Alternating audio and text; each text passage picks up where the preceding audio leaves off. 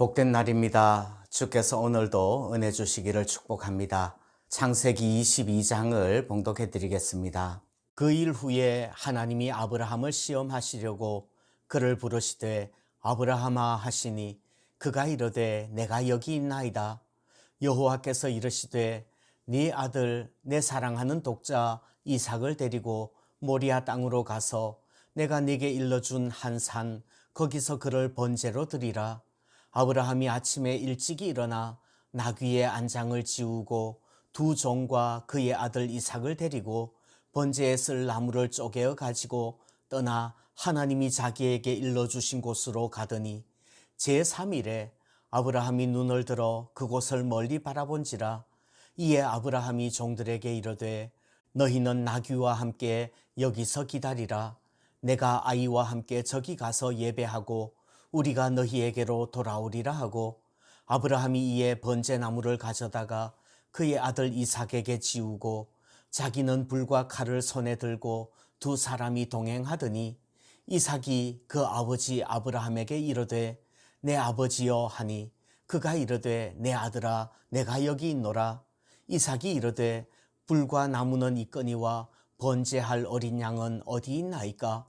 아브라함이 이르되 내 아들아 번제할 어린 양은 하나님이 자기를 위하여 친히 준비하시리라 하고 두 사람이 함께 나아가서 하나님이 그에게 일러주신 곳에 이른지라. 이에 아브라함이 그곳에 제단을 쌓고 나무를 버려놓고 그의 아들 이삭을 결박하여 제단 나무 위에 놓고 손을 내밀어 칼을 잡고 그 아들을 잡으려 하니 여호와의 사자가 하늘에서부터 그를 불러 이르시되 아브라함아 아브라함아 하시는지라. 아브라함이 이르되 내가 여기 있나이다 하매 사자가 이르되 그 아이에게 내 손을 대지 말라. 그에게 아무 일도 하지 말라. 네가 내 아들 내 독자까지도 내게 아끼지 아니하였으니 내가 이제야 네가 하나님을 경외하는 줄을 아노라.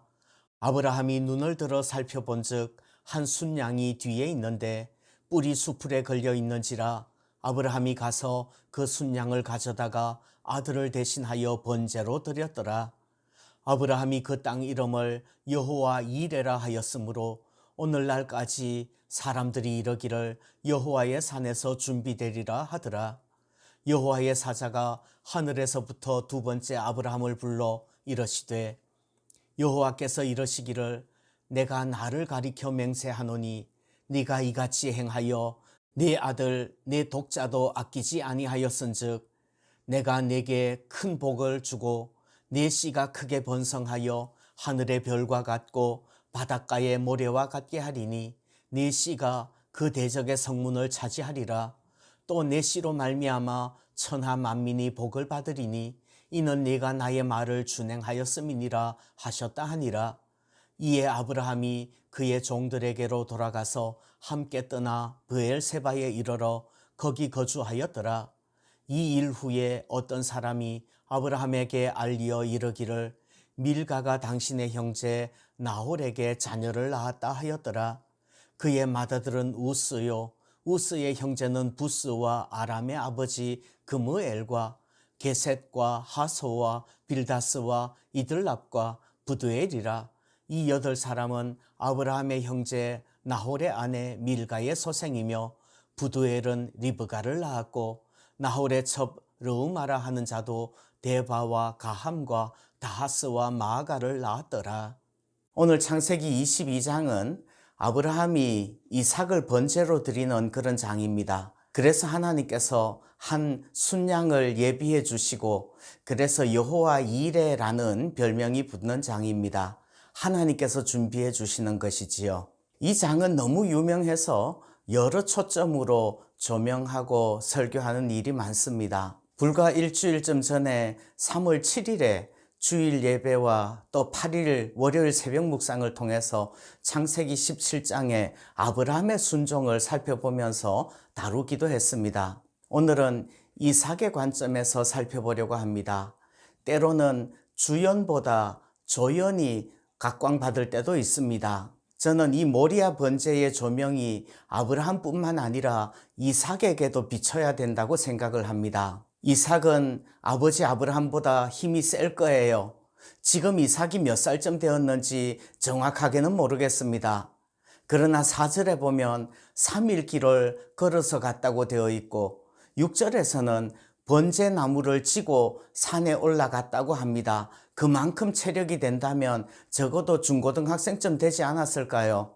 100세의 아들을 낳은 늙은 아브라함보다는 이삭이 힘이 더 셀 거예요. 또 이삭은 하나님의 음성을 듣지 않았습니다. 하나님의 음성을 들은 것은 아버지 아브라함이지요. 그리고 이삭은 그것이 정말 하나님의 뜻인지 아니면 아버지가 늙으셔서 노망이 난 것인지 의심할 수도 있었다는 말입니다. 그런데 이삭은 아버지 아브라함에게 순종합니다.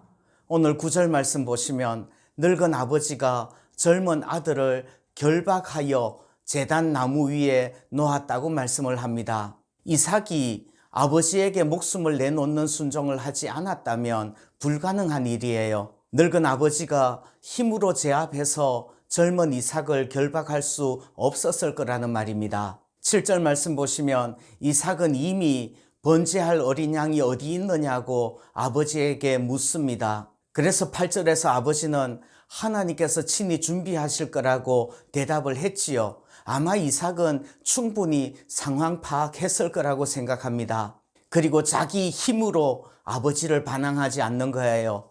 자기 판단으로 아버지의 꿈을 비난하지 않는 거지요. 하나님께서 아버지에게 말씀하셨다면 자기 자신을 내려놓고 그 아버지에게 순종하는 것입니다. 저는 이 장면을 보면서 예수님을 생각합니다. 겟세마네 동산에서 땀이 땅에 떨어지는 핏방울같이 될 때까지 기도합니다. 할 수만 있다면 이 잔을 옮겨주십시오. 그러나 내 원대로 마시고 아버지의 원대로 되기를 원합니다. 이것이 주님의 모습입니다. 이삭의 순종은 자기를 드리기까지 하는 순종인 것이지요. 이삭은 죽기까지 자기를 드렸던 것입니다.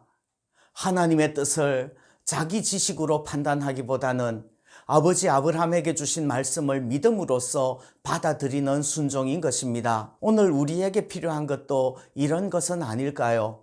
오늘 하루도 주님께서 인도해 주시는 복된 한 날 되기를 소원합니다.